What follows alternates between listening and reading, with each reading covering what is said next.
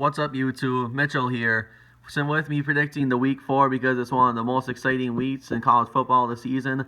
I'll start from scratch with week 1. Saturday, August 24th, it'll be basically week 0, but we have two higher school upended games in the college football world.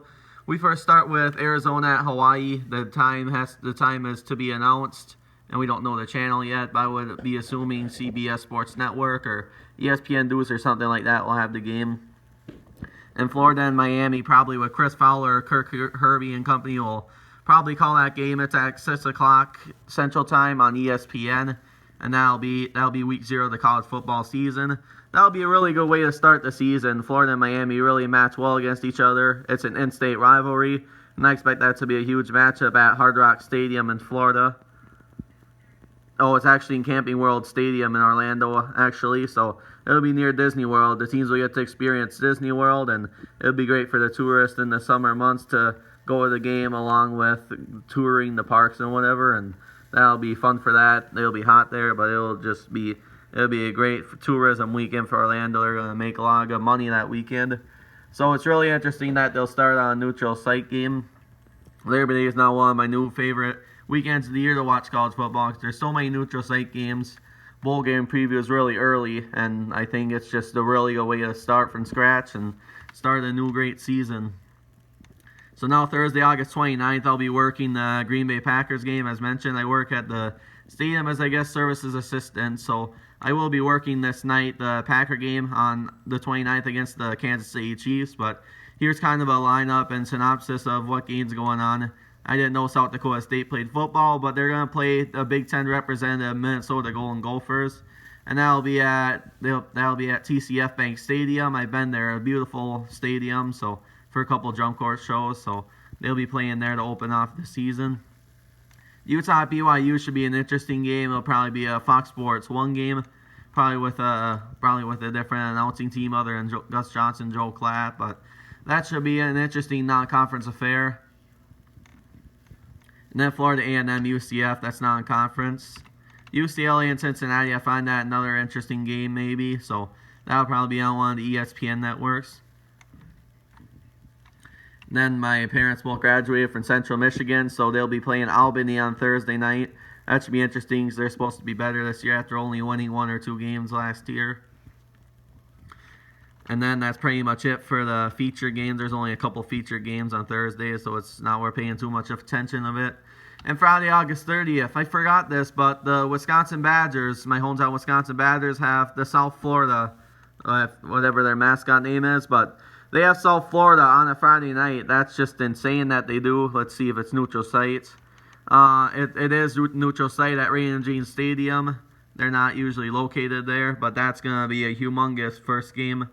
And I think the Badgers will pull away, but with Hollenbrook transferring, they're gonna have a tougher football season this year. So I see that as a fun one. Utah State, Wake Forest, that would be a really decent college basketball matchup, but we'll see for football. But they're fairly big schools to play then too. They were both bowl eligible last year. And then Tulsa has our Michigan rivals, Michigan State. So I see that being a blowout over at halftime or the first quarter. Then my Michigan Wolverines, we have Middle Tennessee on August 31st. We don't know what the TV network of that one yet, but that's where we have the first game. Florida Atlantic will play Ohio State. That'll be another blowout. Idaho will play Penn State. Let's go through the rest. Fresno State and USC, that'll be a good non-conference affair. New Mexico State, Washington State, both bowl eligible. And Washington State was close to winning the Pac-12 Pac-12 championship last year. They would have advanced to the Rose Bowl to play Urban Meyer's Ohio State Buckeyes. And that was a good game. It came down to the end. A couple of field goals and 1 touchdown. But they'll probably get the duds against New Mexico State. Let's keep scrolling through the list. Florida State, Boise State will also be interesting. It's actually in Florida. So there's another neutral site game. I'm looking forward to that one as well. And then Syracuse will play Liberty. Virginia Tech will play Boston College. I'm not seeing a lot of featured games, but there's just going to be a lot of close games, and the small schools will definitely compete with the big schools. I really see that happening. Georgia playing Vanderbilt. That'll be in Atlanta, Georgia. So that'll be about 2 hours from Athens. So that'll be another neutral site game. I don't know what network it'll be on, but it's actually an SEC opener. So I really hope to tune into this one. I think it's going to be an ESPN game with Sean McDonough and Todd Blackledge announcing it. And then they're my favorite crew in college football because Blackledge knows the game so well, and Sean McDonough's more of a college guy than an NFL guy. So, I mean, they really know the game so well, and I think they'll be announcing that game. And then Alabama will play Duke that weekend. I think that'll be a Saturday. Actually, that'll be in Atlanta, Georgia, and Georgia will play in Vanderbilt that weekend. So let's take a deep end on this one. Duke's been bowl eligible for the last few years. They've been really good for football. They were in the Pinstripe Bowl or something a few years ago. I forgot what bowl it was, but they'll have to really match up with Alabama. I see that one being over at halftime, so I really don't know if that's going to be a Saturday night game. But otherwise, I really think Georgia Vanderbilt will be, because both teams will match up really well. It's the SEC opener on the SEC opening week and on the first opening weekend of football. Got Auburn and Oregon. That's an AT&T Stadium in Arlington, Texas. I think that's going to be a really good game. And then scrolling down the list, I really don't see any more featured games other than that.